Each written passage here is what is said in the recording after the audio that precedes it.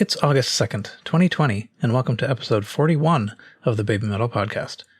We gather in the podcast Discord server on alternate weeks to discuss news and thoughts on the past and future projects of Baby Metal. We invite you to join us, whether you're a longtime fan or have only just arrived. I am Paul, and I am joined by Kevin. Hey, welcome back, everybody. And Callie. Hello, everyone.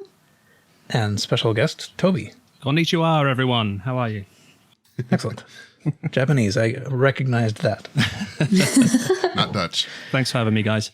So let's see. So the topic for today's episode is going to be basically talking with Toby a little bit about his journey that wound up getting him to Baby Metal and so forth. And then we'll get back to that a bit later. We'll sort of start off as usual with going through a couple of kind of recent news type things. Among the most recent things that have happened, we have a couple of seconds in Corey Taylor's CMFT video where Sue and Moa appear. So this was sort of a surprise. The video itself is basically, it's got a lot of cameos from many famous people in the sort of metal world. Corey Taylor is from Slipknot. And Stone Sour? What's Stone Sour? I don't know Stone Sour. That's just another band. That was a side project. I think it was one that he started before Slipknot was a thing, and then he made it big with Slipknot, and then they went off and said, okay, we've got all this money, let's reboot that Stone Sour thing and do music that's not going to really fly with the Slipknot audience. Yeah, Stone Sour actually came on after Baby Metal on the Korn support tour in 2017. Ah, interesting. Yeah. Okay. There are various little connections between Baby Metal and Slipknot and Corey Taylor. So I think sort of famously Corey Taylor's son was a Baby Metal fan, right? Yes. And Baby Metal is scheduled for Knotfest, which was going to happen and now is later going to happen. Right. So anyway, in this video, there's just, throughout the song, there are these squares that show up in the middle with various personalities, kind of like either singing along or miming along or just sort of like being present.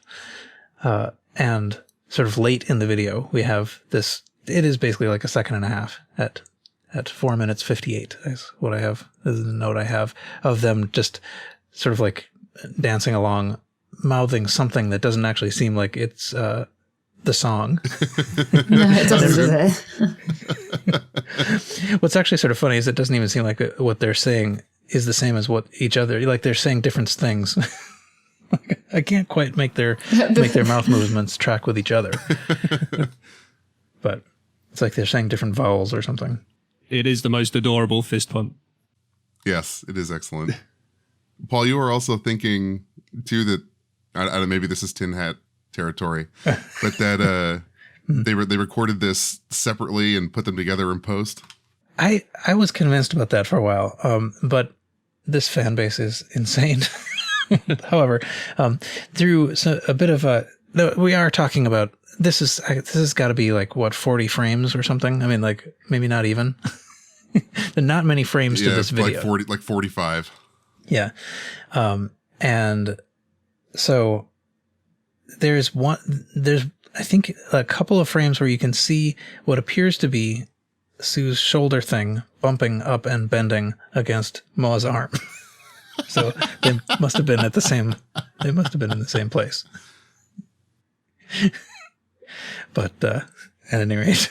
So you no longer subscribe to that. I think either that or it's just, good effects work.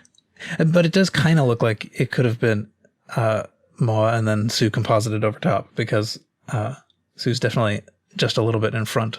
I don't know. I still am not 100% sure. And we'll never know. It's a pretty minor appearance. But the thing is that there's a whole kind of like reaction video culture, right? And I myself have not watched too many of these, but there are a fair number of Baby Metal fans, who do watch these because it's kind of interesting to see people, discover them, right? Mm-hmm. We like to see what is this? This is crazy. Actually, wait, no, this is actually kind of good.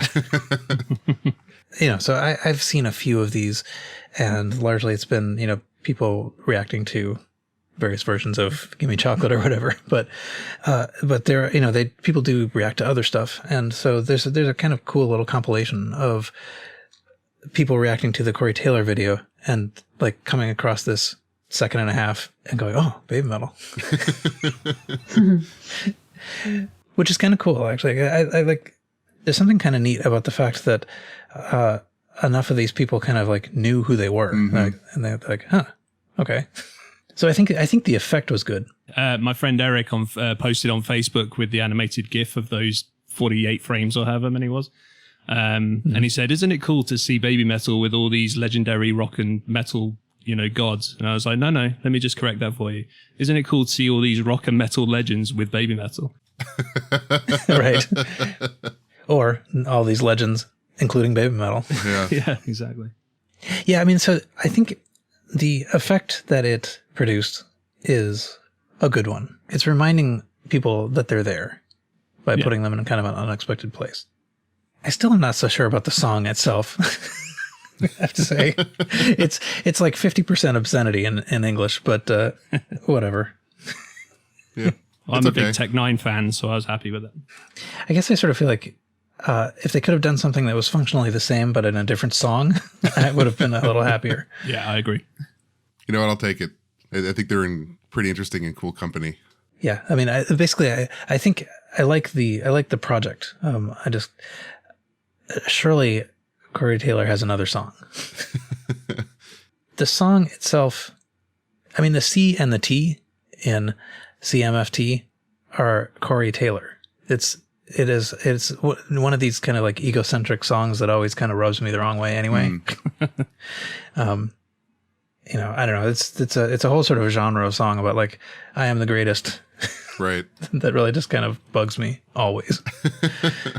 So, but it's cool and interesting. And, it seems like something new for us. I don't have much reason to believe that it was filmed anytime recently, but particularly because they don't appear to be mouthing along with the song. I mean, they could have done this at any time that they were in costume. Yeah. Anyway, it was cool to see them. It I think woke people up a little bit. Yeah. Because I think people who were watching that video who weren't expecting them, first, it's a surprise. Second, it'll lead people to think, oh, wait, I wonder what they're still a thing. What's going on? So it might actually help, kind of like bring new people around. Definitely. So hello, new people, starting at recent episodes of the podcast. Sorry for being down on the song you like. Anyway, it's possible we've exhausted the topic, but it's cool to see them. Yeah, you can see just how starved everybody is. I think it's indicative of how starved the fan base is, though, of anything that's new from Baby Metal. Like, it's very obvious now that we're hungry and we want more. So hopefully Baby Metal will have that kind of foresight, not the girls, but their management at least will have the foresight to parlay this into, something new from them, whether it be a video or a song or anything. Just give us a little Susan or something. Please be a song. Please be a song. Yeah. Although, I mean, honestly, I don't remember a time. I mean, like, I think I remember maybe like a month and a half when that wasn't a correct characterization of the fan state. Yeah. So it's pretty much always that way. I mean, I guess, the most recent sort of tour dates were canceled, but I was kind of expecting there to be like not much going on about it this time, particularly as we led up to October. I still want to know what they're going to do next. So in shipping news, so we had the US store sent to a bunch of us little things saying, well, your orders from the Wembley merch, the orders are going to be delayed because the patches are slow in coming and, whatever. So we'll ship all that stuff together. The UK store had been a little weird and had like sent out half orders and things, but the US store has said, all right, well, when we're going to wait for the patches and then we're going to send the stuff.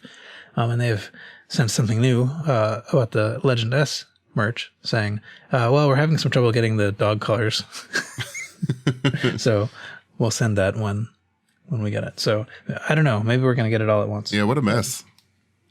Yeah, although, I mean, I think I sort of feel like they've almost made it more of a mess than it needed to be. Because, I mean, it's not exactly their fault, Like, if the thing's not produced, I don't know. Anyway, it sort of seems like it's kind of ridiculous to expect that the world is not in this like strange pandemic state. Right. I'm sure people will get mad anyway about anything, but it just kind of seems unreasonable to expect that everything is going to work the same way it always has. I know Osmart's been doing pretty good. Yeah, I received my R-Smart order, no problem whatsoever. I still have not received anything from the UK store. At this rate, I'm expecting my SGRTG merch before my Wembley stuff from the US store. Yeah. But yeah, so far it is, I think it's the patches and the pet collar that have caused the delay in the shipments. I mean, they're produced by Sue Metal, and maybe too many people ordered it. And, Sue's very busy. Furiously sewing. Yeah. She's overworked. There was another thing that was sort of interesting was the apparently there is a J drama, MIU 404, MIU 404. I don't know. It's apparently something like a detective show. What's relevant to us is that apparently in an upcoming episode, there are a couple of people who, like a couple of girls who are Baby Metal fans who show up, and like in the little preview of this episode, they show, I mean, like in the whatever 20-second or 30-second kind of like, teaser, it ends with these two girls, saying like Sue Metal death, Mo Metal death. And I guess maybe even the detective doing the Kitsune sign back. Yes. And that's how the thing ends, so it's in this like super prominent position. And it always makes me kind of curious to know, like, to what extent this is just part of cultural knowledge. Like, do people in Japan just kind of know that and go, they like roll their eyes and Yeah, I don't know. My gut as a salty old man at this point is that it's just product placement and Amuse sent them some money. Yeah. Though, I mean, presumably they still had to agree. I guess what I'm not sure about, the thought I'm trying to express is that I'm wondering if this is something that everybody knows, that it's somehow enough known in Japan that they are all like, okay, I know what they're doing. they're doing the Baby Metal thing. Maybe. Because I guess that's always been a question, like, are they big in Japan or not? I mean, I think they're always, I always think of them as kind of in the middle. Like, most people kind of have heard of them. Yeah. Vaguely. That's kind of my impression as well. Oh yeah. Aiko Yamaida did a live thing. She's from Sakura Gakuin, and she's was in the sort of initial group. Not the initial group. When did she start? She wasn't in the very first year, right? She started. No, she transferred in 2013. Oh, okay. Actually, later than I thought. Yeah, she was so small. I mean, maybe at that point, but yes. Anyway, she's gone on to kind of have a musical career and has been releasing singles and stuff. And she did a live performance and mentioned just recently that Yui was watching. So that was kind of nice. Aiko was apparently happy that happened. I don't know how she knew, but at any rate. So everybody's kind of pleased to hear some mention of you being at least capable of watching things. Yeah, I think somebody in her live chat asked how many Baby Metal shows she had been to. And she kind of went on this little speech about it. And that's when she mentioned that Yui was watching her online live, which made her very happy. That's excellent. Yeah. Seriously, that's pretty much the most official thing we've heard that kind of like shows she's even still alive. Yeah. I keep thinking at some point we'll hear from her again, but the time is just ticking by. Yeah, we'll see. There has been a noticeable swing of opinion, I noticed, because of this, where people are now starting to think more that there's a chance of her coming back, which is opening a new can of worms, which a lot of people is causing arguments again, which is completely unnecessary. But it's just that little glimmer of hope has been reignited all of a sudden. So when you say coming back, you mean rejoining Baby Metal? Rejoining Baby Metal, yeah. The speculation is that she went off to university to study, get a degree, and then she's going to come back. Seems to be quite a popular opinion now. Yeah, well, yeah. I mean, People will be people, I suppose. I know. Yeah. Yes. No comment.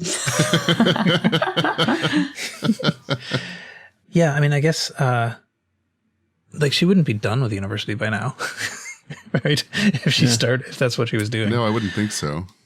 I believe it is the case that people who are in university are able to watch live streams. So Yes. Yeah. that all tracks at least. But yeah, no, it's interesting to hear about her from someone that would know. So I do hope that we do, that she does re-enter public life at some point. Okay, so let's see. Is there anything else? What's the Spotify news? I didn't put that in here. Yeah, it's not news so much as they passed 600,000 followers on Spotify. That's it. All right. Aw. They also released a new playlist as well for Legend M, I think it was. They did, yeah. Oh yeah, they did. But it's just the songs in their album form arranged Yeah. in the playlist order. Oh, if only they were the live versions. Right. You can but dream. Cool. Well, at least you guys have in the UK you have Wembley, I think, the live versions on Spotify streaming. Yeah, yeah. Yeah, we don't get that they over are, here. yeah. Oh, really? Yeah. Whoa. That's really weird. Yeah, the only live on Spotify we have is I think Budokan. Budokan, yeah. I don't know if we have that either, actually. I'm not sure. I'm having a look. No. Oh, yes, we do. Yeah, we do have Budokan. Yeah, we do. Yeah, okay. So do you think we'll get the Legend Metal Galaxy live on there? Oh, that's a tough one. I don't think so. Well, do you have Tokyo Dome? No. No. Do you? I have no idea. No, we I never don't. use Spotify. We don't. It's like top trumps. You can buy those on like iTunes, but the free streaming services. Yeah, no, we don't. Yeah, they're on iTunes, yeah, but not Spotify. I guess the reason I asked was I was just thinking that I think of them as sort of analogs. So whatever they did with Tokyo Dome might be what they would do with Legend Metal Galaxy. But I don't know. It's never all that successful to try to guess what they're going to do. No, you should have the forum, definitely, though. That should be on there. Maybe someday. Yeah. It's the forum is funny. I really wish I liked it more in some way. Like it's sort of slotted in a weird position because it was kind of followed by bigger shows. Right. I've always kind of looked at the forum as not being able to compare it to Wembley because you got most of Metal Resistance at Wembley, right? We didn't get that at the forum. We got Dada Dance and Shine, and then the rest of the stuff they've been playing all tour. I think you can really only compare Wembley to Legend Metal Galaxy. I think that to me is kind of the more accurate launch concert for the album. But even just as a spectacle, I mean, it's the degree to which we were impressed at how big the screen was, was kind of immediately tanked as all the screens got bigger and bigger and bigger on all the future shows. Yeah. I guess I listened to it a fair bit. I like it because I was there, but that's about it. Were we all there? No, I guess Toby, you weren't there. I was not, no, unfortunately. Although I did actually see it for the first time just a few days ago, actually. Oh, what did you think? I really enjoyed it. So just to give people who are listening some context, as I'll explain later, I'm kind of late to the show regarding live baby metal shows. I have this weird thing where I refuse to watch them even though I can access them on the ProShot spreadsheet. I would much rather wait until I own the DeLorean and then watch it in the comfort of my own home. So I've gradually been sort of, as I've obtained them, I've been watching them, and I finally got to watch the forum show. I think it was last weekend actually. I really enjoyed it. I kind of wish I was there. It was good there was so many people that I recognized in the crowd, and it was really funny. I was on Twitter going, Eric, is this you? Logan, is that you? Oh my God, it's Callie and Lily and everyone's here. Like, it just felt like almost like a family reunion. It was an odd experience going from, Legend S and Wembley and all the other older ones, and then seeing this where there are people that I know in that crowd and are right there on screen in front of me. It was quite it made it some next level experience for sure. Yeah, that is pretty funny, actually. Like, being able to point to this and saying, "Oh, look, this is the person." Like I know this person and this person and this person. Nemo in the chat was in there a lot, actually, because he was standing right by the like this sort of like the fan camera spot, so it kept panning by him. At the show, I was sitting in one of the side spots and one that the camera was rarely pointed at. So it's really hard to see me. And Kevin, I don't think you showed up on the big screen when we were there, but I don't remember seeing you in the actual Blu-ray. Did you find yourself in there? Yeah, no, I'm not on the Blu-ray, but you're right. I did end up on the big screen inside. Yeah. I guess I wasn't in Blu-ray form. They were saving you for Legend Metal Galaxy. Right. But it is sort of funny how it's a small enough group that we actually like recognize people in the audience. Yeah, definitely. And of course we're always the ones in the front or whatever, so So what did you think of the show apart from just like the fans and stuff? So I really liked the audio quality. I thought that the mixing was really good. Sue's vocals were really clear and crisp, but Moa was the standout for me because I could really hear her very well. Sometimes they kind of bury it and her vocals get a bit muddied. But I noticed there was a lot of facial expressions that Sue was doing that I hadn't quite seen before. Maybe it's because I've not seen them that close on previous live shots or whatever, but it was she seemed to just be like everything she was saying she was feeling. You could see the emotions of the words were etched on her face, and I don't know quite if I'm articulating this correctly, but it felt like just a magnificent performance from her. And yeah, it's my favorite version of Shine. Like Shine is my Starlight is my favorite BABYMETAL song. So again, to see that was spectacular. It was just audio, and also like on the podcast Discord general chat, I go in there and I complain a lot about like the rapid editing of particularly of the most recent pro shots. But this one, there was something about the way that the camera angles and the camera like the shot selection, it kind of worked in its favor, only in some parts, but it had like a kinetic energy to it that I really appreciated. It made the music have a bit more, I don't know, impact. But it was. I enjoyed it. I'm really looking forward to Legend Metal Galaxy though. It felt like a little, like a nice bridge. Like it's the access drug to what's coming next, if you will. Yeah. I would. So I suppose you have not watched any of Legend Metal Galaxy yet, right?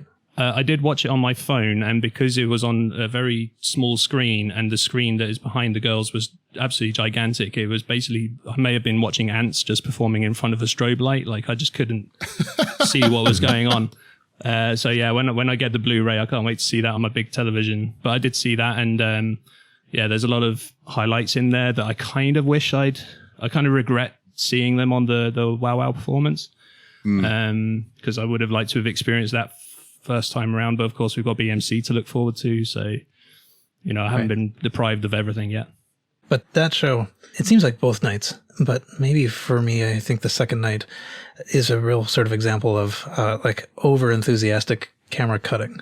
Oh, absolutely, yeah. In terms of the camera stuff, like it was almost unwatchable for me. It was like they gave 10 monkeys riddled with ADD and threw Skittles in there and said, eat as much of this as you want and just get cutting. And they just they tore it to shreds. Like, just give us something that lingers on the choreography. Give us something that give us a close up that we can feel the performance more. And it's depriving you of that. And the Kami band as well were almost non-existent. So yeah, it would be nice to just have more of a look at everything. It's just so quick.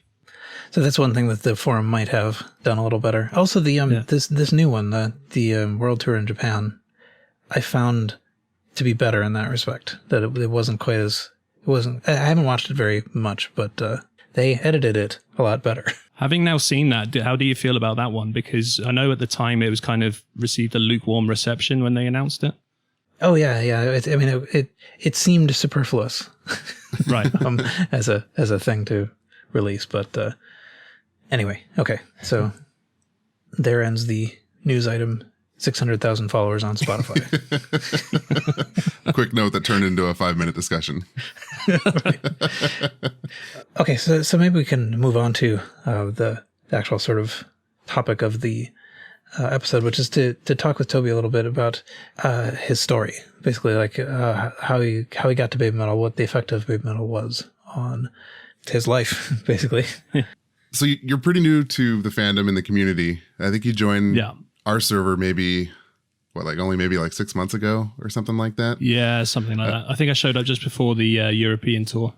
Yeah, and we learned pretty quickly that Toby has a really kind of just incredible story, and I thought it was worth telling. And I hope maybe everybody will agree with me once we kind of get going here and kind of see where he's been and what's been going on, because I think it really speaks to the power of music and how it can have a positive effect on people's lives. So, it's not just having a random fan who showed up in our Discord server come talk to us for a little bit.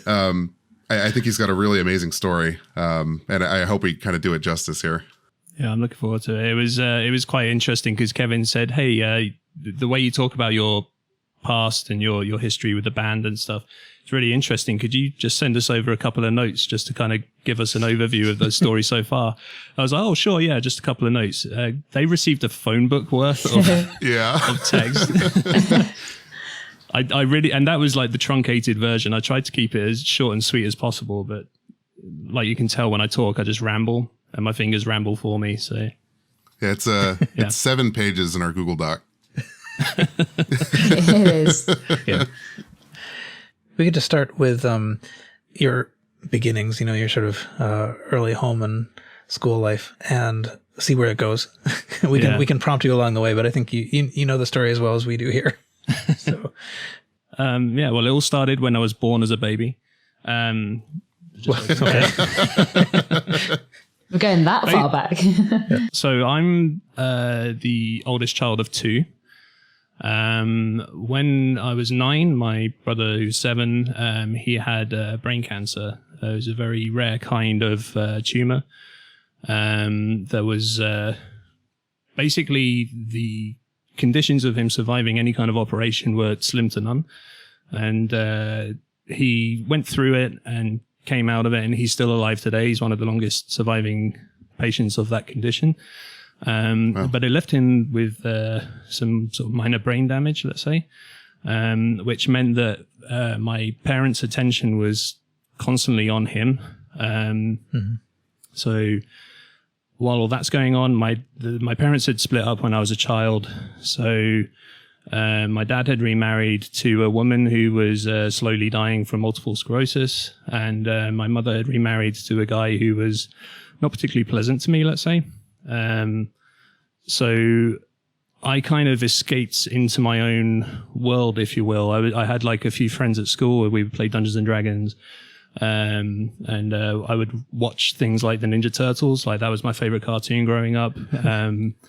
Like I've kind of modeled my life on them a little bit. So Leonardo, he always had a plan. He always thought things through. Donatello would use his words instead of his fists. Raphael was always fiercely loyal to a fault for the people he loved. And Michelangelo never sweat the small stuff. He would always find the silver linings in any bad situation. So these kinds of influences on me as a child have created this person who has like this huge imagination and a lot of kind of determination to see what life can throw at him, because from a young age I was already having a lot of challenges given to me, and for better or worse I've kind of just grabbed them and wrestled with them to the best of my ability to see if I could overcome with them. And some of them they've had a longer lasting impact than I would like. So for example, when I was in school, I went to school as a child in a very small village. Everyone knew everyone. We would all go to each other's houses after school. The parents would always hang out at barbecues on weekends, all that kind of stuff. But then when I went to secondary school, or high school, I guess, in America, I was from this village, and this was in the city. And everyone who was in my year, they went to these 2 younger schools where they would do like inter-school sports events and things like that. So everyone knew everyone there, but I was this weird anomaly that was drifting through the halls. I'm 6'4". At the time I was maybe 6'2", 6'3", so I was absolutely gigantic. So for the first 6 months, no one would talk to me because they were terrified of me. And then one day, just some kid decided to push me up against the wall, and because I'm relatively peaceful, I just didn't react. And he thought, oh, the big guy won't swing at me. So he punched me, and I took it.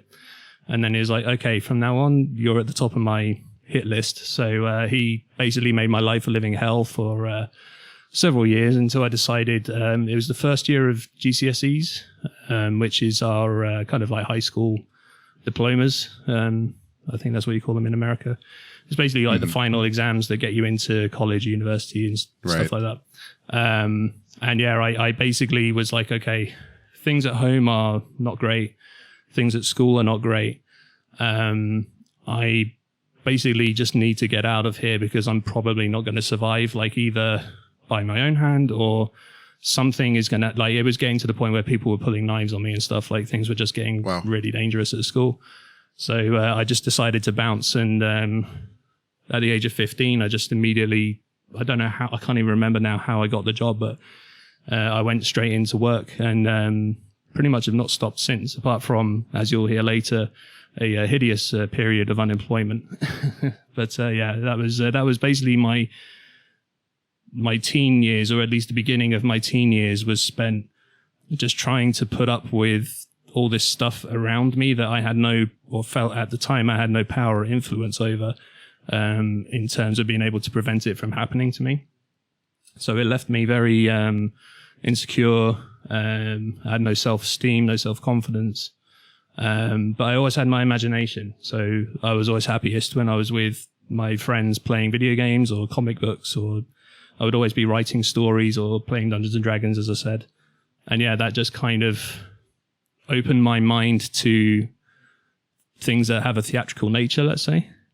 Sure. So yeah, that was the beginnings of it. So BABYMETAL wasn't the first group you kind of latched onto. Do you want to talk about kind of your first big influence?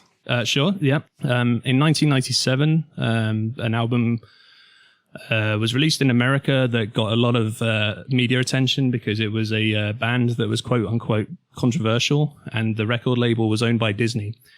So Island Records picked up the album because Disney pulled it off shelves after 6 hours of being on release, and they released it internationally but also globally. And that's how the Insane Clown Posse came into my life. Now I'm expecting the chat room right now to fall about laughing, but Yeah.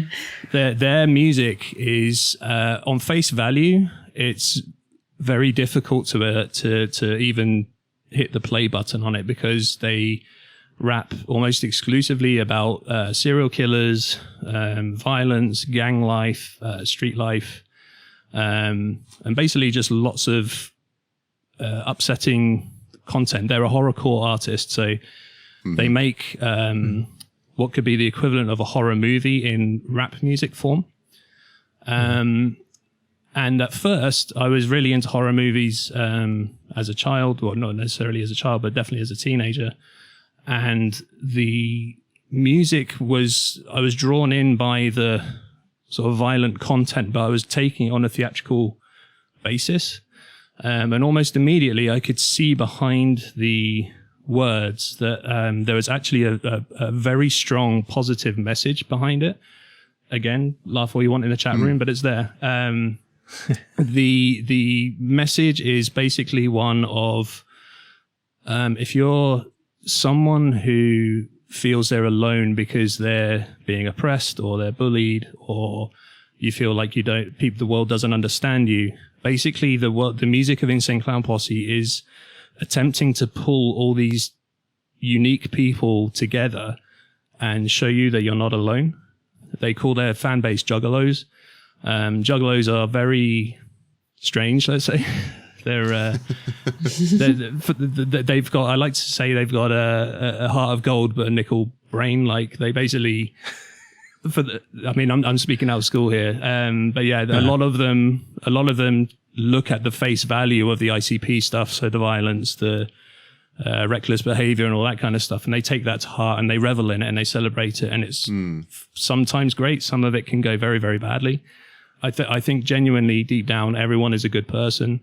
We all accept people into the fan base with open arms and make them feel loved. And, we all share this love of music. And that's something that really resonated within me. It was like, okay, I don't feel alone anymore because there's other people around the world who are going through the same things or even worse things than I am. But we all love this music, and this music is drawing us together. And that's something that's really quite special. So, that kind of got the ball rolling of, I would say my first introduction to ICP was when I entered a Cocoon. And then a couple of years later, when I left the UK, that was when I came out of the Cocoon and became this beautiful but horrific, morbidly obese butterfly that is talking right now. Yeah, so I guess we should talk about that. So you dropped out of school, you find ICP, you kind of latch onto that message and kind of get into the deeper meaning of it. You're working at this point, but you decide to go on a 2-week vacation to Amsterdam. Right. So I always say that I went to Amsterdam when I was 18 for a 2-week holiday, and I came back when I was 30.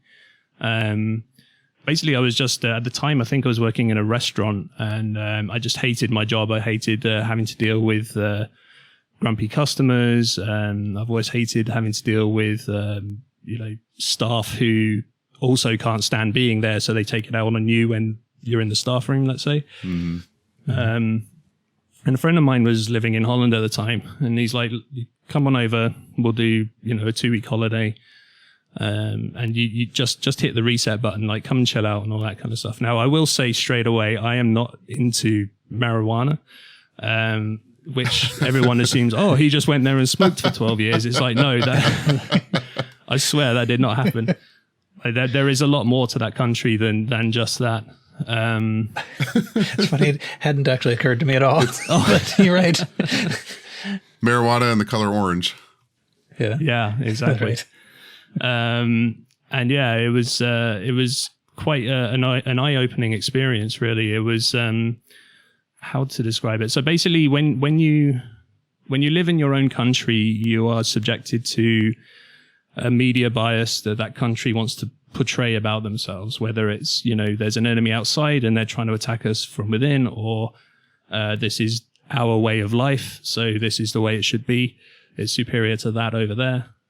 This kind of thing. When you are taken out of that environment for an extended period of time, you suddenly become aware that you've been living in a bubble, and you're able to suddenly look inside that bubble, but from the safety of being outside of it. And you can start to see cracks in that picture, and your mind starts to open to other things. So that is our way of life over here, but what they're doing over here is kind of interesting. Is there a way that I could incorporate this and incorporate that and then put them together into my own way?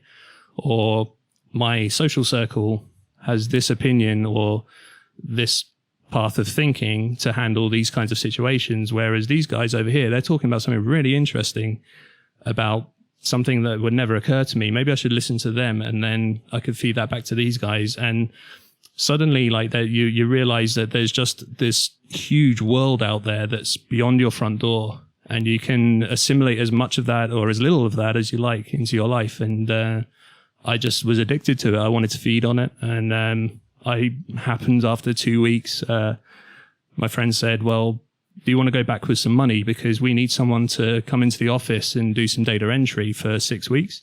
And I didn't have anything to do, so I was like, "Yeah, sure, why not?" So I went in, and then 6 weeks became 9 months, and then 9 months became years, and then that friend had left, and then they had moved into another devil worshipping mega conglomerate, and said, "Hey, I know that you're kind of looking for work again, or you're at least bored where you are. Do you want to come join me over here for a few weeks?" I was like, "Okay, yeah, a few weeks. I've got nothing to do." So I went over there, and then a few weeks turned into a permanent contract, and then I was there for 5 years. And where's there? I was pretty much... Sorry? Where's there? There was... Okay. So the first company was, which was at the time probably second only to Microsoft in terms of their networking abilities in the nascent days of the internet. And then I went to Sports Giant, which was completely bizarre because I am not a sports person whatsoever. I have worked in the sports industry. I've been a ring announcer for a local wrestling promotion for a couple of years. But when I went, I didn't have a clue what anyone like Cristiano Ronaldo came in. He's like one of the biggest soccer players. Yeah. I had no idea who that guy was. That probably doesn't happen to him very often. No, exactly. I have a picture of Paula Radcliffe. I didn't know who she was. Like, people like, get a picture with Paula. I was like, who's Paula? And they're like, just go. I did know who Roger Federer was. And I shoved a camera in his face. So I started a YouTube channel way back in 2007 when YouTube was just kind of becoming a thing. And I shoved my video camera in his face. I was like, can you say you're watching the Toby Two Dope show? Because that was what I was trying to do on YouTube. And he went, the what kind of show? I was like, the Toby Two Dope show. And he went, the Toby Two Hope show. I was like, that's close enough. And I just ran away. And you can hear me on camera giggling like a schoolgirl, like the cat that got the cream. Because a famous person recognized me and I was going to put it all over the internet. Nothing ever came of it though. But yeah, working at was fun. It was interesting because for the first time, it was where everyone was kind of corporate there, but as a work culture where you can wear sports clothes or basically do your own thing just so long as you get the work done. And I got so proficient at my job that I was able to do all of my work and the work of two colleagues who were absent because they were sick or on holiday or anything like that. In an 8-hour working day, I would get it done within about 3 hours. And then I would just walk to the coffee shop, get a coffee, and then just walk around the entire campus saying hello to people. And people are like, there's that Toby kid. Why is he away from his desk? And then my manager would just quickly run a report and be like, look, I can't do anything. His output is like 3 times that of everyone else on this team. Like he's earned that coffee break. If he wants to take 5 hours taking it, fine. You know, we need to keep him sweet. And it was kind of nice because I was still kind of young at the time. I was like in my early 20s. So people just thought I was this weird little anomaly, like a kind of like the office pet almost. Like people go, oh, Toby, hi, how you doing? And all this kind of stuff. So was this still in the Netherlands or were you back in the UK at this point? No, this was still in the Netherlands. Okay.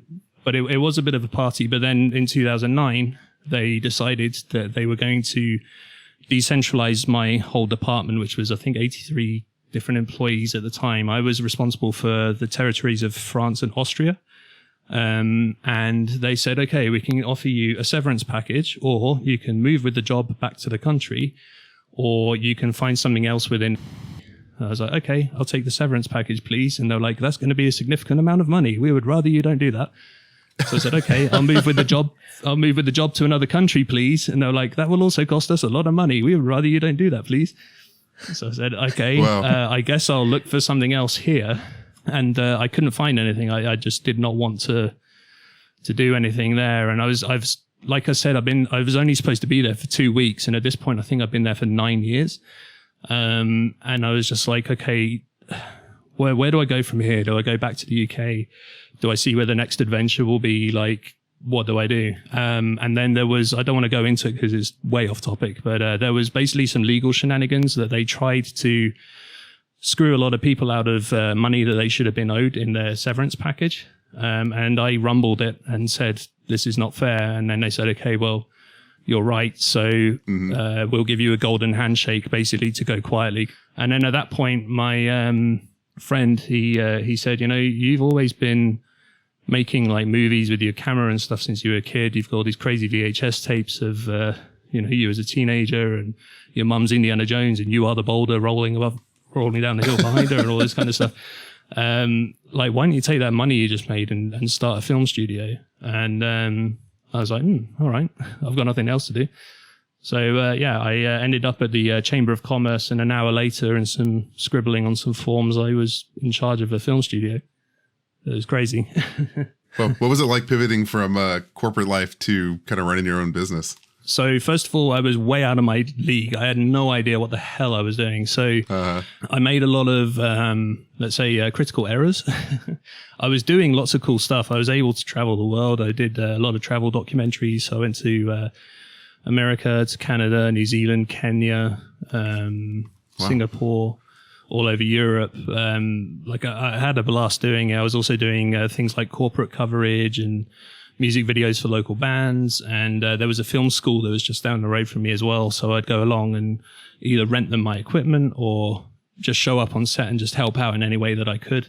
I never went to film school. I learned, and this is before the internet, but I just would get books on anything I could about filmmaking and try and figure out how to do it with no money.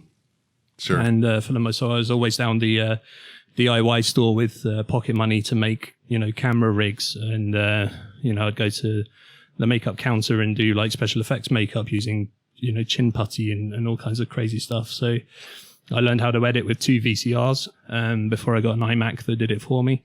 So yeah, it was a lot of fun. It was a lot of creative output. But at the same time, it was very, very difficult for me to keep things going. Let's say as soon as money would come in, I wouldn't squirrel it away or save it. I would invest immediately in other, equipment, and then I would use that on the next project. Whereas what I should have done is stick to my roots and instead just spent a few pennies on bits of wood to make that bit of technology.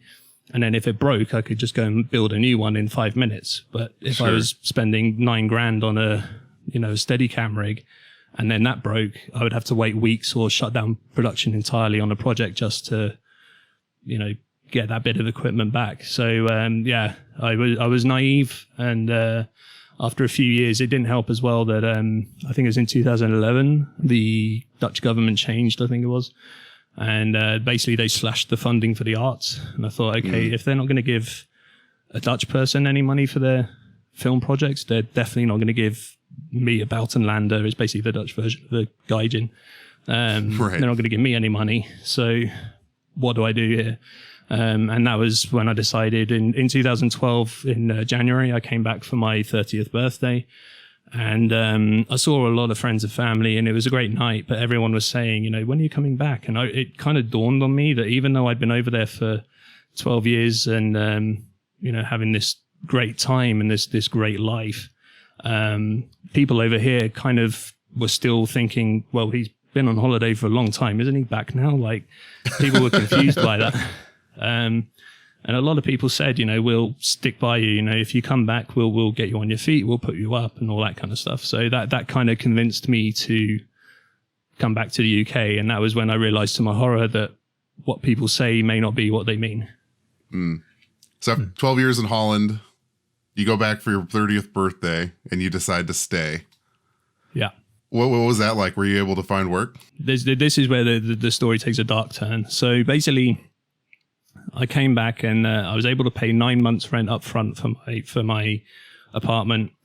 And I figured, okay, I'll be able to, basically, I'll just walk into any job. I have all this corporate experience. I have all these transferable skills from filmmaking. So as a producer, I learned how to budget projects and deliver to, on time. As a director, I learned how to micromanage people and all that kind of thing, be a team player. So I had all this life experience. But upon reappearing in the UK, the only thing that they wanted to see was my academic achievement. And obviously I left the school at the age of 15 and I didn't have any. So they would look at my CV and they were like, okay, we don't understand how you got all this experience, but we can't just put you into these roles because you don't have basically the credibility. And I was like, credibility? Look at these companies that are on this CV. Right. Look at all this stuff I've done. And they were like, yeah, we're really sorry, but you can't do it. And then I kind of slipped through the cracks. So I was in a gray area where I was woefully overqualified for, kind of the entry level jobs. But for the management positions and stuff, I needed those bona fides as they were, and I just couldn't provide them. So I rapidly discovered that the UK job market was not ready for Toby Hagen. It's because they were looking for a degree, basically, at this point, your GCSEs and university time. Yeah, and I'm sure Callie will be able to tell you as well. The UK has a very, very strong people love media here. Like people want to go into TV, they want to go into filmmaking, all that kind of stuff. So there's a lot of people that choose to study film school and that kind of thing in their upper education. Yeah, it makes it more difficult for people who haven't studied to get into that kind of line of work. Sure. Exactly. So I don't have I have the portfolio of work to show, but it's all made on bits of wood. It's not made on this proper technology that the film schools could provided, or the other guys who had the qualifications. So I wasn't even able to parlay that experience into creative work, because they're like, okay, well, we like what you did here, but then this guy has shown that he's gone to university for 3 years and got his degree in it, and he can hold a camera properly. So it was very, very difficult to find any kind of creative work. Very, very difficult to find any kind of corporate work. And eventually I just ended up having to make ends meet. So my money was running low. So I was like, okay, I will sell what have I got that can sell. I've got all these limited edition DVDs. Let's get rid of those. So that bought me like an additional month's worth of food. And then I was like, okay, now I have a ton of like I said earlier, I was like massively into video games since I was a kid, and I kept every single console as I got older. So I had amassed this incredible like retro game collection. That all got sold off to a guy who actually he owns a bar, like a local live music venue. So I can go in there. He said, like, if you ever want to come by, you can play any of these whenever you want, because he had an old cafe that he wanted to get rid of. And he basically turned it into a retro video game arcade. Oh, so cool. You can pop in there and play whatever you like. Well, that's kind of nice. So you actually could visit your collection even if you didn't have it still. Yeah, exactly. So yeah, but that went, and then I ended up having to sell a lot of my filmmaking equipment, and then basically I ended up like effectively having like mounting bills, unpaid council taxes. I couldn't afford the rent anymore. I could barely afford any food, and I had nothing to my name. Like everything I'd earned from the crazy 12 years abroad had basically all just evaporated around me. And yeah, it was pretty bad, to say the least. So what are your options at this point? Yeah, exactly. Well, it's one of those things where, like I said, like if you've experienced hardships when you're younger, you're kind of prepared for these kind of things in a weird way. So when the bottom falls out from beneath you and you suddenly find yourself in free fall, the panic kind of goes on the back burner, and you start thinking critically, okay, how do I get out of this situation? How am I going to overcome, all these things that I need and I don't have them? How do I get them? That kind of thing. So basically I just threw everything I could into storage at my friends and at my dad's garages. And then I had like this huge, basically it was a travel bag, but it was just big enough that I could put like a couple of suits, a couple of pairs of shoes, some shirts, some casual wear, and then I could fit my iMac screen down just on top of it, along with my studio mic, and that was about it. I basically had my iMac, so I could, wherever I ended up, I'd be able to plug it all in and try and find work online, or at least stay communicating with people via Facebook and social media, just so that they knew where I was, because a lot of people were worrying. But all those people who said, if you come back, we'll put you up and stuff, like that very quickly became not the case. So suddenly I just found myself living on the streets with a bag full of clothing and an iMac. It was yeah, holy crap. So you're basically you're homeless at this point. You have a suitcase full of clothes and an iMac. Yeah. Trying to figure out how to get back on your feet. Yeah, I mean, I don't know if you guys are familiar with my hometown, Milton Keynes, but it was a city that was designed with the future in mind. So it's kind of like a grid system.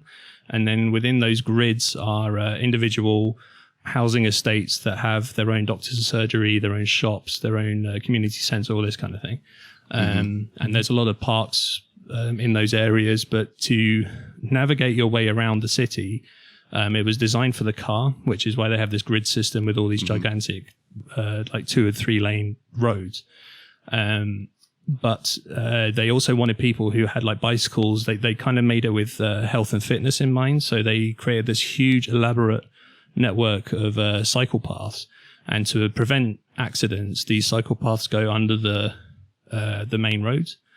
So there's a ton of underpasses and little nooks and crannies for anyone with a bag full of clothing and an iMac to make home and basically just hide away under it. But I had to drag that bag. It weighed a ton and I was dragging around everywhere. It was, fortunately it had wheels on it, but still. And yeah, you get like drunk people walking by at 3 a.m. and you're basically trying to hide in the bushes and hope they don't see you and all that kind of stuff. It was really intense, to say the least. Yeah, I can't even imagine how that feels. Yeah, I would imagine that it would be pretty tense trying to guard the iMac too, because it feels like a little bit of valuable stuff. Mm-hmm. Yeah, it wasn't even just the monetary value of the technology. It was literally the last shred of my life as it was.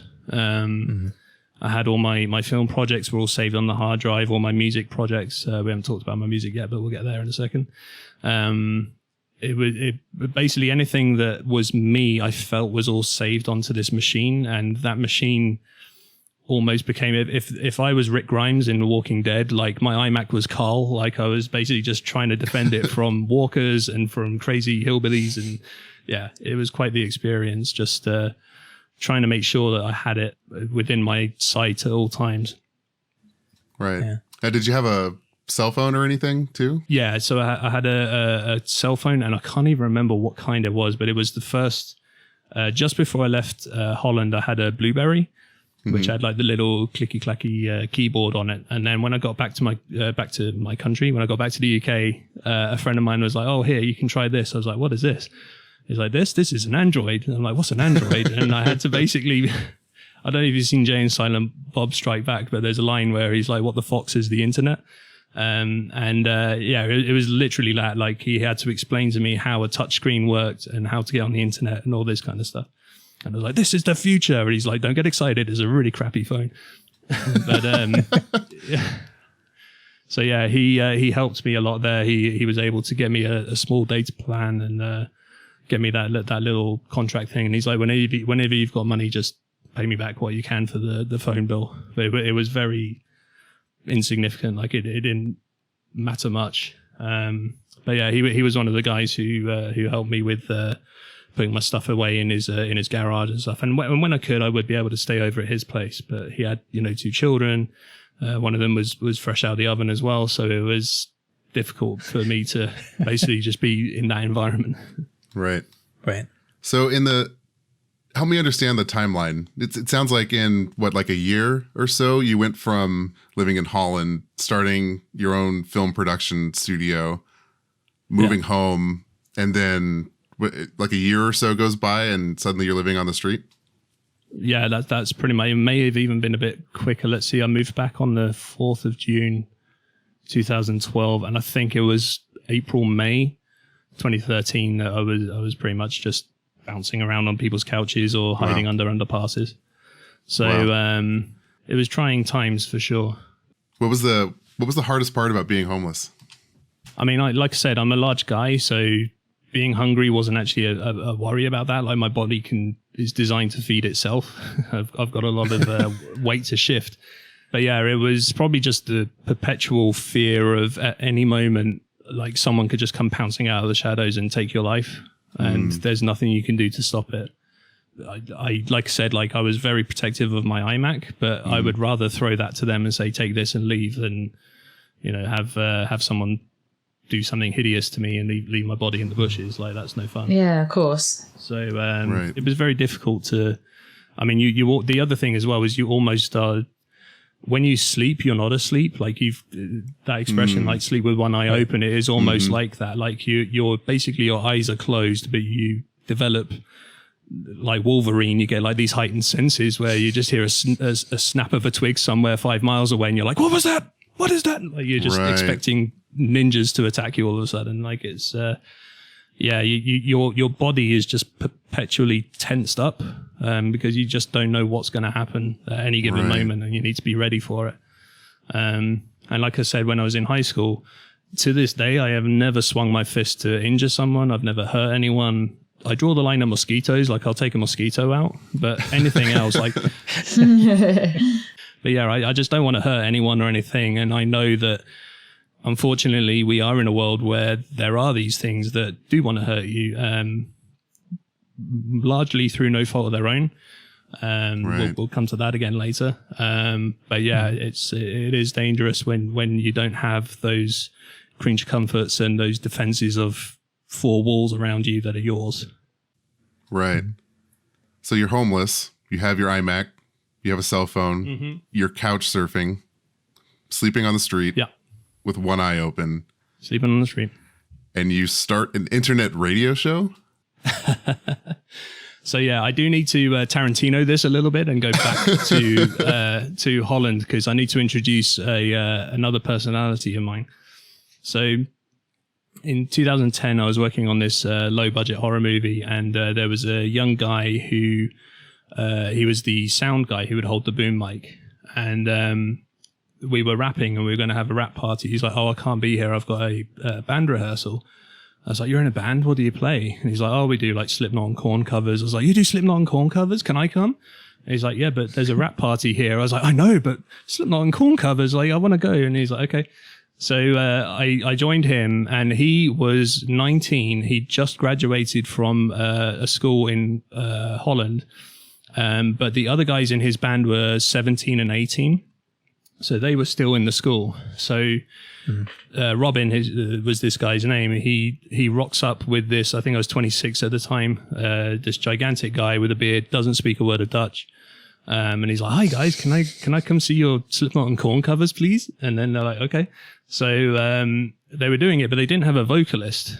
And they were like, "Could you sing some of these?" I was like, "I've never tried, but sure." And then, yeah, after just one night's jam session, they were like, "Well, we want to start a band with our own music. We have some tracks. Could you try and write some lyrics and sing?" So drawing on my, experience with Insane Clown Posse, I was like, okay, well, what if I create a persona that can say things that I myself would not like to say, some aggressive lyrics or violent content, that kind of thing. And they're like, whatever, like we're teenagers, we don't care, we just want to hang out and rock hard. So I was like, okay. So so was born MC Cryptid. A cryptid, I don't know if you're familiar with this word, is a type of animal that is unsubstantiated by science. So things like unicorns or the Loch Ness Monster, the New Jersey Devil, Bigfoot, like Sasquatch, these are all cryptids. So I've always been really interested in those. And I was like, okay, I love the theatrical stuff, so I'm going to go all out with this. So I started buying colored contact lenses, like red or white with red. I'd pop those in my eyes, and then even though it was just 2 little bits of plastic that were over my eyeballs, it was like a mask, and I was able to come out of the shell that had been given to me going through what I had as a child, and just come out of it and write all kinds of crazy lyrics that try to be entertaining, try to be fun, try to be shocking and horrific, but at the same time have a little bit of message in there as well. And when I moved back to the UK full of hopes and dreams, I told my band, this isn't the end. I'm just going to go over there. I'll get set up. Whenever we've got, gigs and stuff, I should have the money to come back over and we can hang out at the weekends and I'll do gigs. So we were all up for it. But that very rapidly, as I just said, didn't happen. But people still were interested in MC Cryptid. So when I had that apartment for those 9 months, I'd started to do like an internet radio show called the MC Cryptid Show. And as soon as that kind of started to gain an audience, that was when I lost the apartment. So people were constantly on social media saying, "When are you coming back? When is the MC Cryptid Show?" All this kind of stuff. So whenever I'd get to people's houses, it kind of became my method of getting stability. Like I said, my life was in free fall, but if I could stretch my arms and legs out and sort of wedge myself between the 2 walls of the hole, doing the MC Cryptid Show was kind of like my way of not having any fear and just for 2 hours while I was on the air. I was able to interact with people in the chat room and have a great time with everyone. Yeah, that was kind of what I ended up doing. So when I was at people's houses, they would say, okay, here's the couch. You can, stay for a day or two or a week or whatever you need. I was like, that's great. Have you got a counter I could set my iMac up on, please? And they were like, okay. And then they would go to bed, and then I'd go online, and then I'd just start broadcasting this thing. That was my my little guiding light until something much bigger and important came along. So what is the concept of the show? Is it sort of music based, or is it talking, or what was the content of the MC Cryptid show? So basically it was the original inception or concept of it was I wanted to make a show where it was an opportunity for me to goof around, kind of like a live YouTube show. It was an opportunity to play just music that I liked. But also I really appreciated that people were paying attention to it. So I wanted to pay it forward. So if anyone tuned in and they had either their own band, or they were a solo artist, or they knew people who were local, anything I could do to give those people a push and say, okay, we're going to play this track now. I didn't care what the genre was, because I love all kinds of different music. So I said, we will play this on the show, and you can, hopefully get an audience. And people in the chat room would love it, because they were like, oh, I really like this song. I never thought I'd hear something like this. And then, then I'd get all these nice emails saying, oh, someone in the chat room, by the way, has just shared a YouTube video for a wrestling channel that I used to be involved with. I'll get to that later. Thanks, Paul. So basically, I was using it as a platform to give independent artists a way to find a new audience, and this helped because of social media. There was a lot of people from around the world. I was also playing a lot of Japanese music, because I've always been interested in Japan. Ever since I was a kid, I was obsessed with Godzilla films and stuff, and Power Rangers came along, and anime as well. Akira was a big film for me as a kid.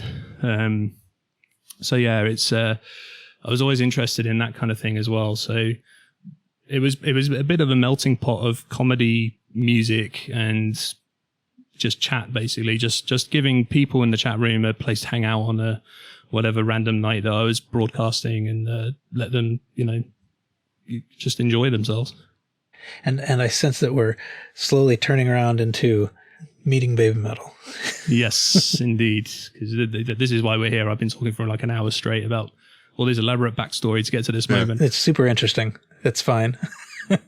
So one of the segments that I did on the show was basically I would get the chat room to any requests that they had, I would play it for them. But then I would request a song that had a music video that was completely ridiculous, or lyrics that were completely nonsensical. Basically it would just be an opportunity for me to play the song, and then kind of like a reaction video. People would see in real time me laughing or commenting, or at the end I'd go on a big rant about how much that song sucked and all this kind of stuff.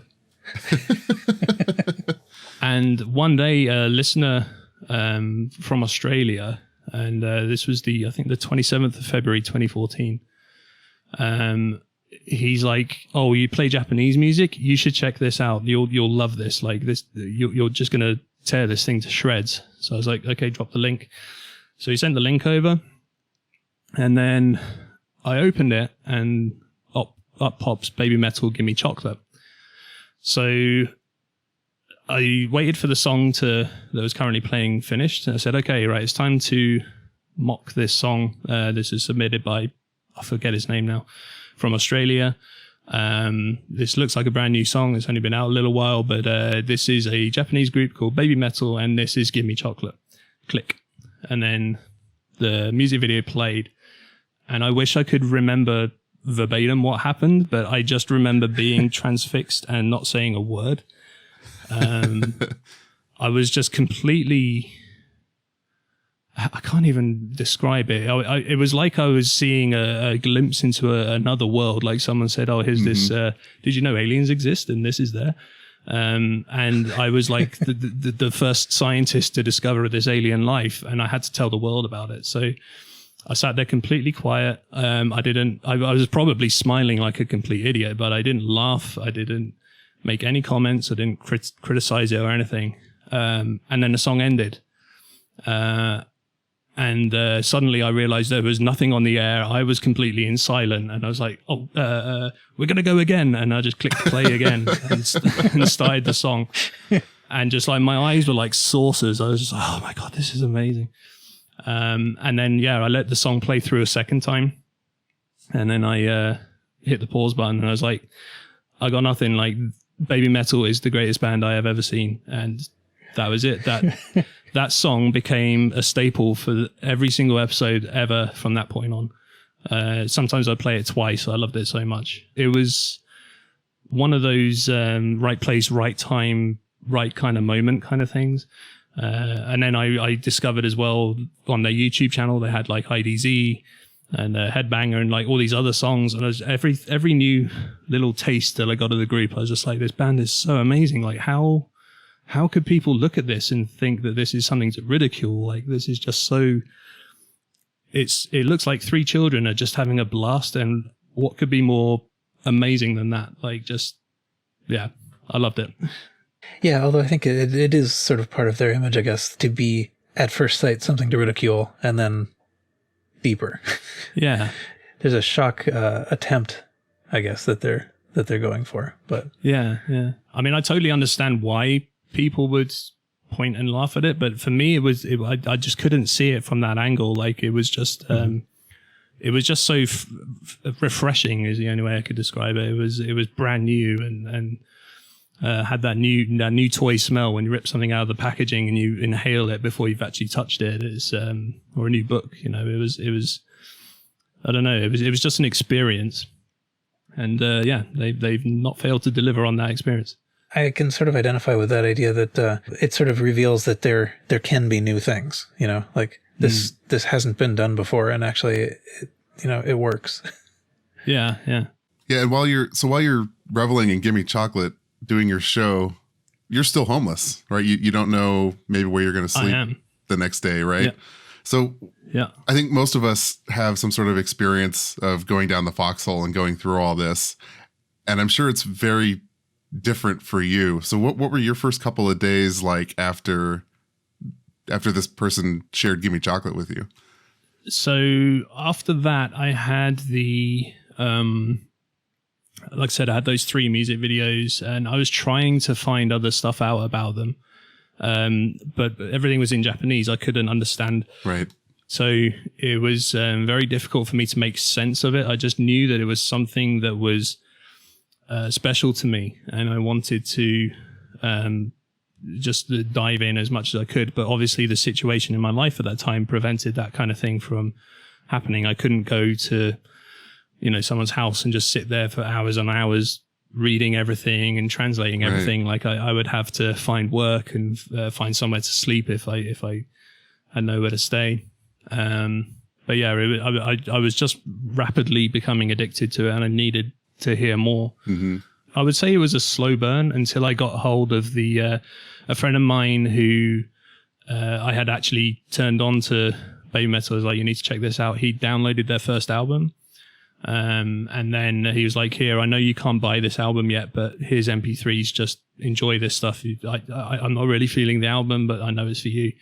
And yeah, that was I can't remember how long after that would have been, but yeah, it was that first listen of that first album was something else. Can't begin to tell you. Would you relate kind of how you're feeling at this point about BABYMETAL to what ICP did for you when you were younger? Yeah, I would say that it definitely gave me that feeling of this is something that feels like mine. Like I said, like I was that scientist discovering this new alien life, and I wanted to tell people about it, but at the same time I wanted to protect it as well, because like I said, people wanted to ridicule the Gimme Chocolate video, and yeah, it was something that meant something very, very personal to me. And it was basically just filling my heart with love and joy, and that was at a critical time where my heart was filling rapidly with anything but. Sure. So yeah, it was. I would say that it just was this miracle elixir that just kind of came like a gift from the fox god and just said, look, you need to enjoy this, like just get away from all this stuff that's in your head and what's going on in your life right now and just experience this. And so yeah, it was kind of like a ICP 2.0. It was like the ICP had taught me how to come out of my shell, and then Baby Metal had taught me now how to get out of just a world of negativity and celebrate joy and happiness, the things that I'd forgotten how to feel. Right. So in 2014, Baby Metal played Sonosphere, and you knew somebody at the show? Yeah. Just broke my heart. I don't know if I'll be able to give this justice, but basically a friend of mine was at Sonosphere, and I can't remember where I was at the time, but I started getting texts from him. He's like, oh, that Baby Metal group is here. And then he's like, oh, something's going on. They've been moved to the main stage. And then later on, there was another text saying, okay, they've come on stage. People are booing.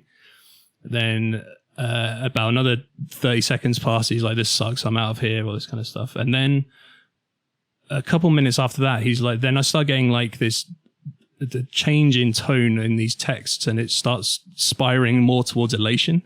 So it's going, he then starts saying stuff like, people seem to be into this. And then the next one would say, wow, there's mosh pits. And then the next one would say, this is awesome.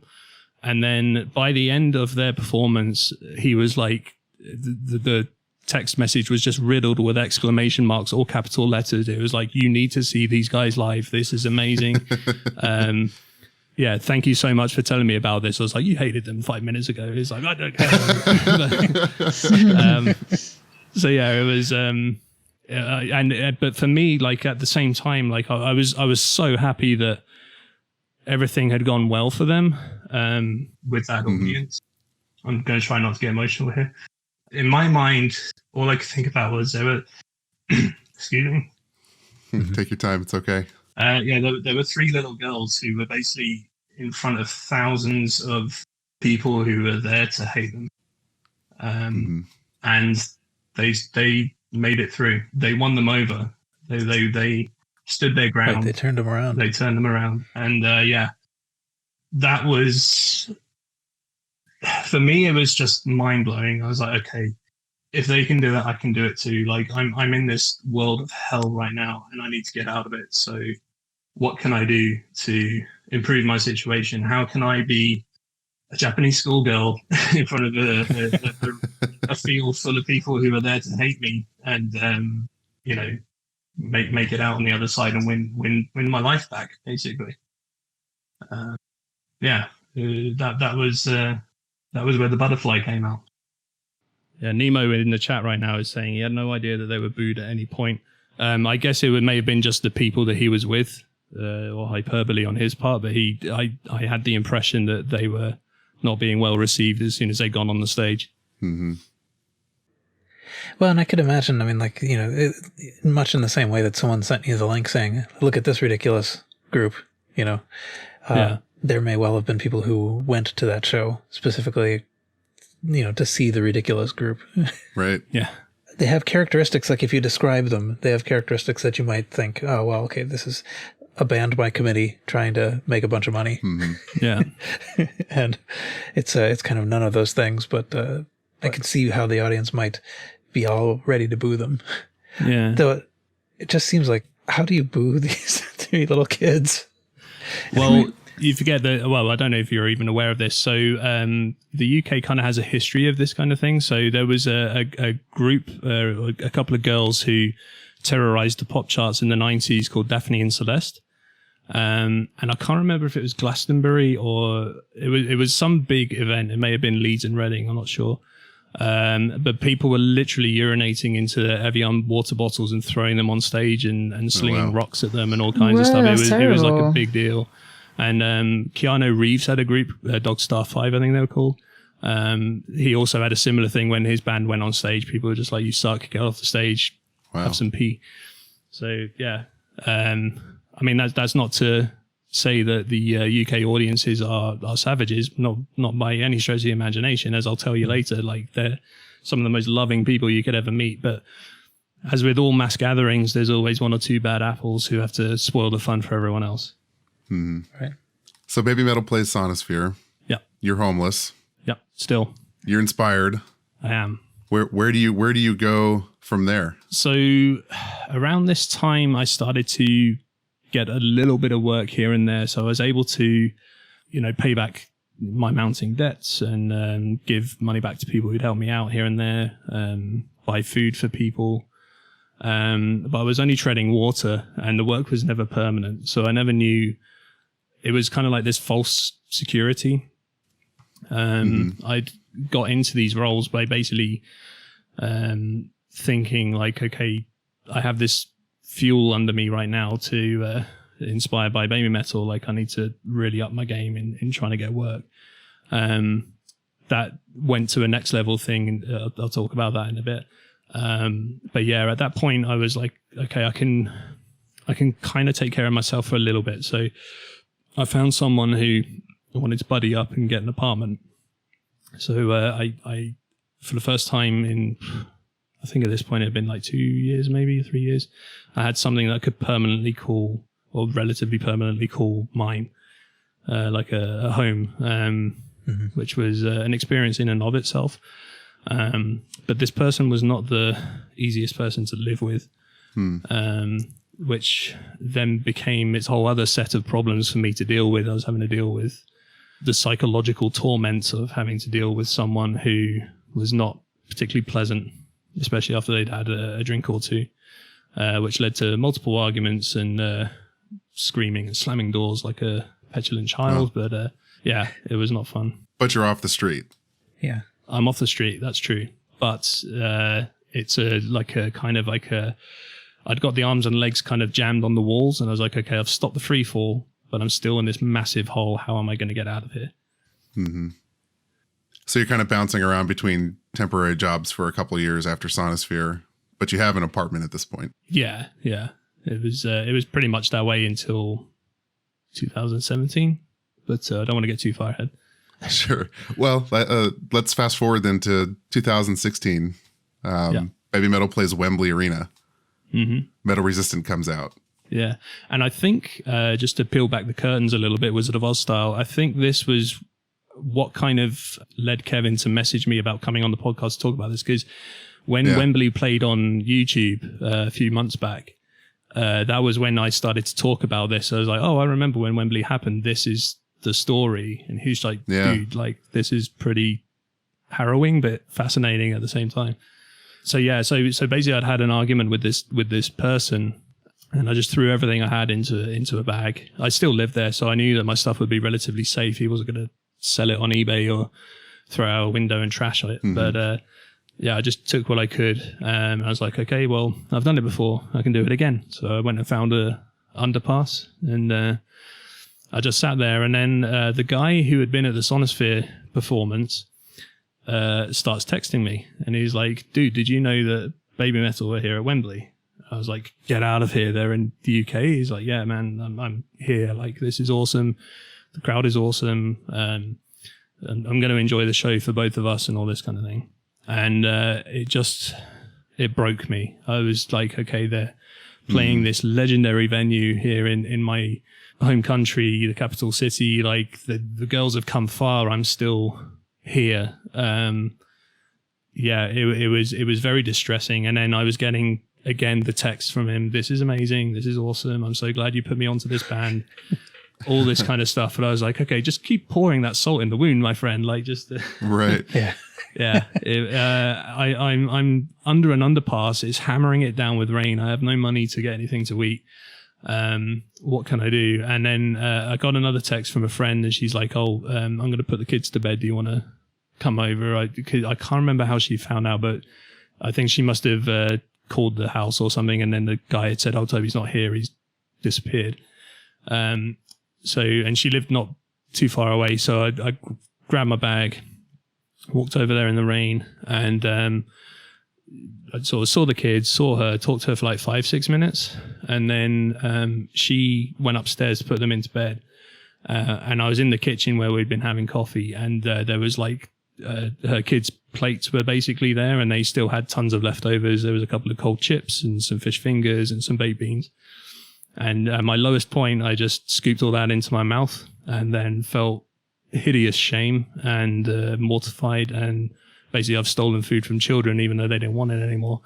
And I just left the house. I didn't say goodbye. She came downstairs to speak to me, and I wasn't there anymore, basically, is what happened. And I just went back to that underpass, and still the texts are coming in, having a great time, blah, blah, blah. And I was just absolutely miserable and morose and in that bad place again. And then it occurred to me that BABYMETAL had just dropped a brand new album, Metal Resistance. So I was like, okay, now more than ever, I need to hear these voices. Let's see what the new stuff is. And my phone only had like 5-6% battery power left. I was like, okay, I've probably got enough data connection to hear one song on YouTube before my phone dies. I don't know what's going to happen, but I don't care. I need BABYMETAL.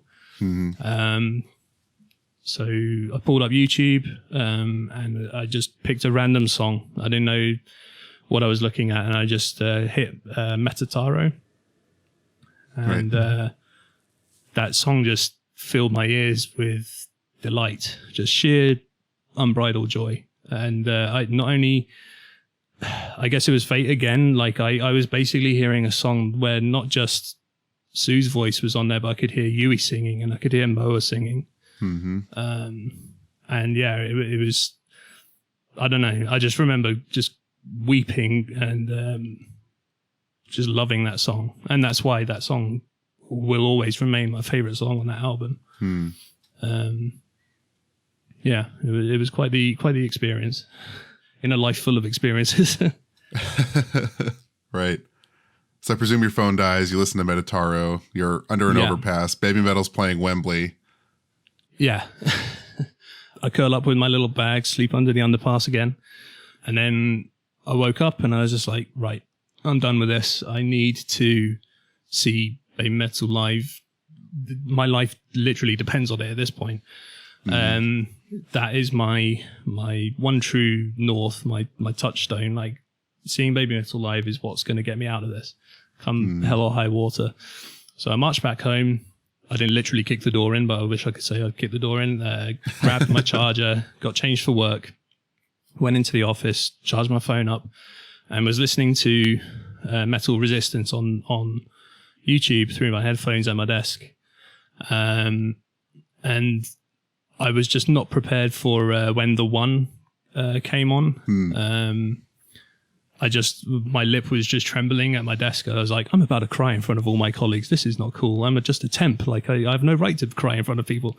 So I grabbed my headphones and my phone and just went to the water cooler and popped it on, bawled my eyes out, and there it was. That was the song that completed the feeling for me that I always had with Insane Clown Posse. ICP have always had a song, at least one on each album, and it's typically the last track of each album, that gives a message of unity and an embracing of the fan base, kind of like an expression of gratitude for them being there, not just supporting them as a band, but just we're so grateful that we have people like you who our music has managed to touch. Like that's magical to us. And to me, that's what I was hearing from The One. The lyrics are kind of cryptic in places because, of course, it's their first English language song, I guess. But yeah, that stuff was just so powerfully touching to me. And it just completely cemented my resolve to get on my feet and get back there and get to seeing BABYMETAL live. Yeah, that's incredible. Yeah, I pretty much marched into a job agency. I was like, I don't care what you do. Like, just give me a job. Give me a permanent job. I need permanence. I can't do this anymore, basically. And I just sat there. I was like, I'm not leaving till you give me something. After 20 minutes, they came back and they're like, okay, we might have something for you. And yeah, that was it. So I kind of parlayed that. I managed to get that little bit of experience that basically my CV to that point seems to be quote unquote lacking, despite the lack of academic achievements. Like people can now look at the CV and say, oh, he is doing something now that is relevant to this kind of work. So maybe we should roll the dice and take a gamble. And then, yeah, that was the beginning of 2017. I started as a contractor for working in their digital design department. So how long did you spend homeless? In total, I mean, if you put it all together and minus the time that I was, couch surfing and sleeping on people's garages and stuff, probably 3 years, maybe, on and off. Wow. Those years are kind of a blur to me. Yeah. One of the things that this is a bad thing about me, I would say, is that when I'm in crisis, I'm completely incapable of reaching out to people.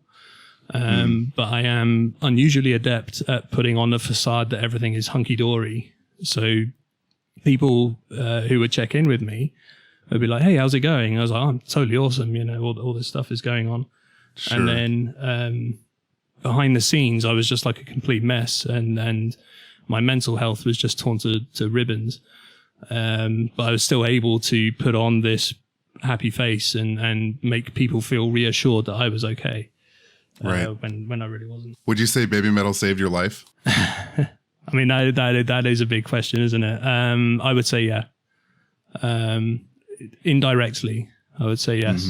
The music and their personalities, them themselves, the theatricality, the lore, everything about this group is so quintessentially them. Like, there's nothing else that's really like it. Yeah. And the way that it kind of came like a lightning bolt, like I said earlier, right place, right time. It just completely turned everything around for me, psychologically, emotionally. I wouldn't say physically, because I'm still a train wreck when it comes to my health. But yeah, it was literally that one. When everything was dark, it was that one little bit of light, and that light just grew and grew and grew. And I'm happy to say now I live in this ball of brightness that I don't see the dark. I feel it. I know it's there. Depression is unfortunately something that doesn't just miraculously disappear, but I always now feel like I'm outside of it, and I can keep it in check. And that's all thanks to Baby Metal. That's incredible. Yeah, and I do sort of feel like there's possibly part of this story that could have seized on anything, like that it's not specifically Baby Metal, but there's a thing that you could use to guide you. But at the same time, I think there is a kind of a unique positiveness to Baby Metal too. That's kind of like, it's new and it's different and it's happy and silly and, it does have a kind of a uniqueness to it that might have served this purpose, exceptionally well. Yeah. And then when you have songs like IDZ, where, as someone who was relentlessly bullied in school, like that, it resonates. It's like, I can relate to this. It's an amazing song just on its own merit, but the message behind it is so much more amplified than it might be someone who maybe didn't go through that kind of thing. Right. So you got hired. Your goal was to see Baby Metal live. It was indeed. Did that happen?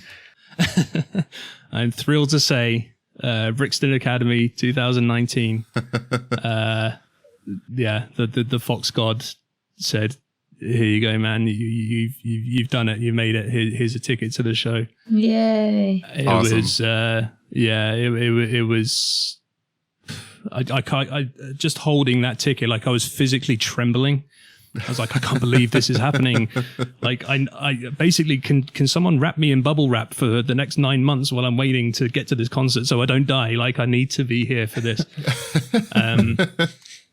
So yeah, it was awesome. My friend, he doesn't like Baby Metal whatsoever. He likes the music, but he doesn't get the band. But he was like, my wife really wants to go to the show. Can you go with her? And I was like, okay. So he basically got us tickets, and then I was able to then pay that back for her in the future. Yeah. With the 2020 shows. But this was the point where I was like, okay, life is pretty good right now. I've been into Baby Metal for 5 years, but I don't really know the fan base. I don't know the Baby Metal version of a Juggalo, basically. Right. I wonder what they're like. So I went on Reddit, and that was when I discovered the Baby Metal subreddit. For the most part, everyone seemed to be quite level-headed and relatively sane. So I thought, okay, these are all nice people. But I'm kind of anxious about how they're going to react to me. Like at this point, I'm 37 years old. I'm going to be at a Baby Metal concert for the first time. Are they going to be looking at me like I'm some kind of a poser, or someone who's trying to hop on some kind of a bandwagon, not knowing that I've been into them relatively from the beginning, at least in terms of their international exposure. I was very, very nervous about going there. I quickly discovered that there was no need to be nervous whatsoever. Yeah, so the One was a really important song in your story. What was it like experiencing the One as a fan base, outside before the show and after the show? And Well, so I'd done this thing where I was like, okay, I want to make friends when I get there. With the Juggalos, like, it's normal that you kind of go to the town where they're performing the night before. You have like a crazy party together at bars and just create havoc in the town, and then you wake up the next day, you all cure each other's hangovers and go to the show, and that's kind of the experience. But I didn't know what it would be like to go to a Baby Metal show, so I thought, okay, I need to make friends. So how can I do this? So I posted on Reddit, and I was like, I'm gonna post a password here. If you come up to me in the queue and give me this password, you have to say it out loud, I will buy you a t-shirt of your choice from the merchandise booth. Because I've always had this thing where awesome. I've always gone through, I've gone through these last few years not having anything. And now I had more money than I've ever seen in my life. And I just didn't want to take it for granted. But I was like, okay, this is what I need to survive. This is what I need to live on. I now have all this excess money. I can give that to someone else who doesn't have that. So I said, like, if you want a t-shirt, I'll hook you up with a t-shirt from the merch booth. And the password was, please can I cut you open and sleep inside your tummy like a tauntaun? Which is a reference to the opening of The Empire Strikes Back, if you're not familiar with Star Wars. Ah. Yeah, so I got there, and people are looking at me, and then this guy comes over. He's like, "Are you the guy?" I was like, "What guy? Like a drug dealer or something?" And he's like, "No, the guy from Reddit, the one with the password." I was like, "I believe I am. Yes." He's like, "Okay, great, come join us." And I wish I could remember the guy's name. I never saw him again. But they just immediately were like throwing their arms around me. They just wanted to know my story about Baby Metal. They wanted to know who my favorite member was, what my favorite song was, which is your favorite album, like all these controversial topics, but nothing you said was controversial. Like any way you responded, people would celebrate it, and then other people would say, okay, well, I like mine one better, but that's fine because I respect your opinion. And they were just the nicest people. And after like 5 minutes, I said, like, so you guys know that I put this password out on Reddit. Are you not going to ask, like, give me the password? And they were like, no, man, like, we just wanted to meet you. Like, we want to be a part of your first Baby Metal experience. And I was like, that is so super cool of you. And later on, I did meet a guy who he had basically spent his last penny getting a train to the show.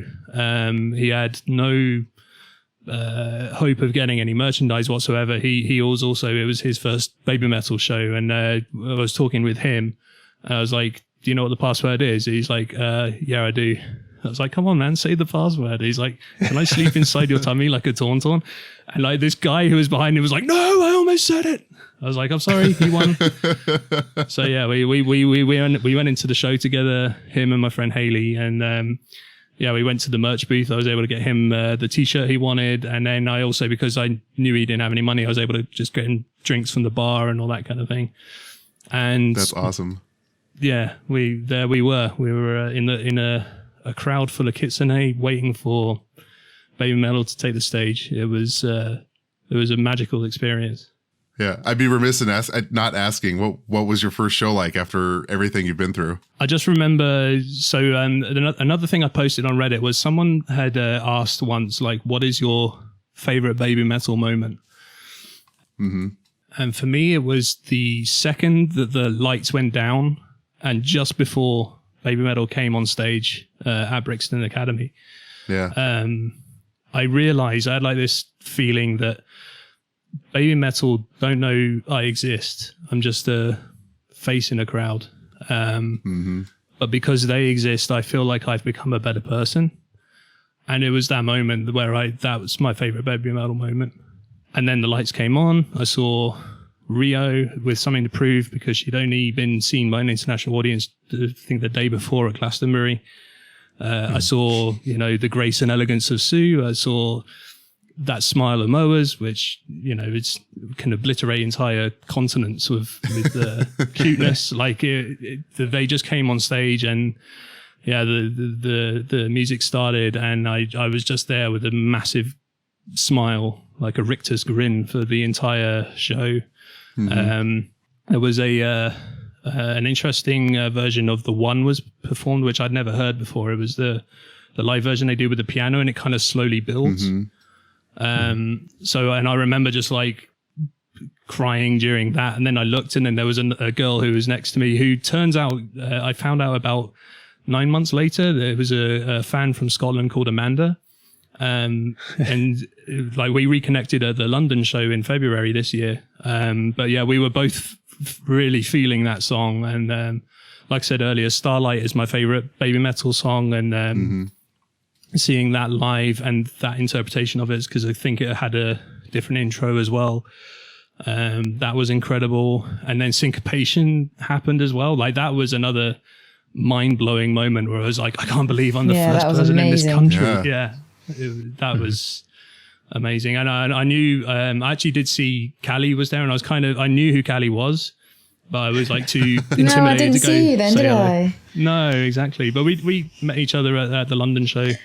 Yeah, we did, yeah. Yeah. If I can stray off the story for a second, if you see Callie in the audience, do not be afraid of her. She's the most lovely person you could ever wish to speak to. My camera died and I was like, I really wish I could take a picture. She's like, that's cool. And just whipped out her own phone, took a picture of me and then sent it to me on Instagram later. Like, awesome. That's who she is. She's awesome.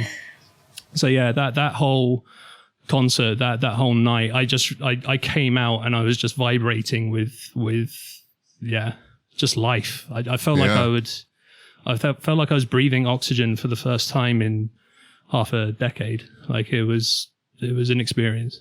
Wow. So and that was pretty much my journey towards where I am now. Baby Metal have always been there with me, from pure darkness to pure light, and they're going to be there for the rest of my life. Whatever happens to them, we never know. But their career is full of drama and surprises, just like my own life has been. But that music is forever, and I think everyone listening to this right now would agree that that it is something special and something that means so much to everyone.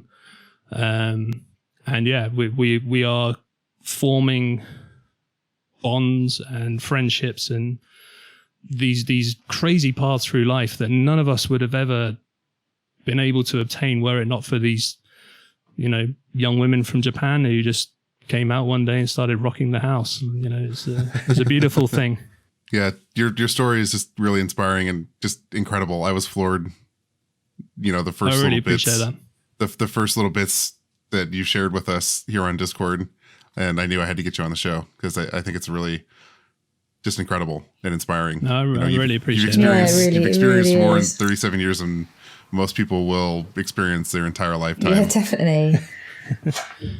Yeah, it's. I mean, we were saying the other day in our private messages, like, if anyone listening to this right now can take anything away from this frantic rambling that I've been doing for the last couple of hours, like, just don't give up, because you may not know, but I'm proof that things do get better. Sometimes they get horrifically worse first, but you have a lot of people say like, oh, Baby Metal has this power that saves people.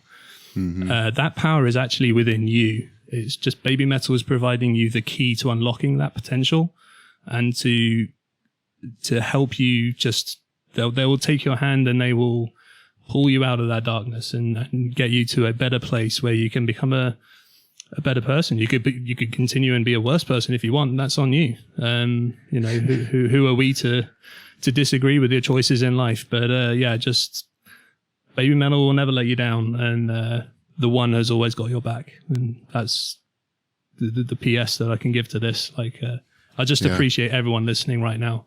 I appreciate the podcast. I appreciate, you know, Lily with her little KitchenAid gifts, who are just, you know, like fan art. Like, there's amazing fan art that's just inspired by this group. It's incredible. Yeah. There is a microcosm, this tiny little universe that's suddenly growing. It is the Metal Galaxy. And we're all just thriving in it and just having the greatest time. And I hope that there's more of us who are going to join us. Don't give up. Yeah. There was another sort of project that you were working on that I came to know about earlier, like before I knew any of your background story. So maybe you can talk a little bit about what you're working on now. What are your goals going forward and so forth?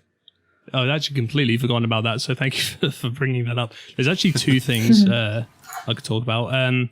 The first one I'll talk about very briefly. So the first one is a project called Toby Every Day. And basically what I'm doing is I am doing a live stream on Twitch every day of me trying to get myself into shape, with the goal that in the year 2022, I will be able to walk to the top of Mount Fuji in Japan and fly my Baby Metal flag that I got at the European tour this year. Cool. Oh, that's awesome. And I would love for anyone listening right now to join me. If all I'm doing is walking 2 miles a day at the moment. Trying to lose weight and just get myself into a physical condition where I'm able to do that. And where can they find you doing that? You can find it on Twitch, Toby Every Day, Toby Every Day on YouTube as well. Once I've done the live broadcast on Twitch, I then export it straight to YouTube. Mm-hmm. We'll link those in the show notes for everybody. Oh, that would be great. Thank you. Yeah, and basically anyone who comes into the chat room, we talk about anything. We had a 20-minute conversation about Ghostbusters the other day. Like, we can talk about anything you want, but people do want to talk about Baby Metal and Japan a lot because that's where a lot of my interest is. Yeah. So yeah, there's always Kitsune hanging out in the chat room. But yeah, my big project at the moment, and one that I am indescribably proud to say that you guys, Callie, Paul, Kevin, Garrett, hopefully Birdchan as well somehow, are going to be involved with, and that's a Baby Metal rap opera. I will have to explain the premise to you because it's a little bit strange. But if you've been paying attention to everything I've been saying, it will completely make sense. So the concept is each song is going to be a chapter of a story. There's 6 chapters. There's a prologue and an epilogue. So 8 tracks total.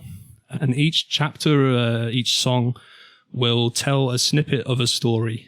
The story will begin with a gigantic 100-foot tall kaiju that is destroying a city completely by accident. He can't help it. He's gigantic.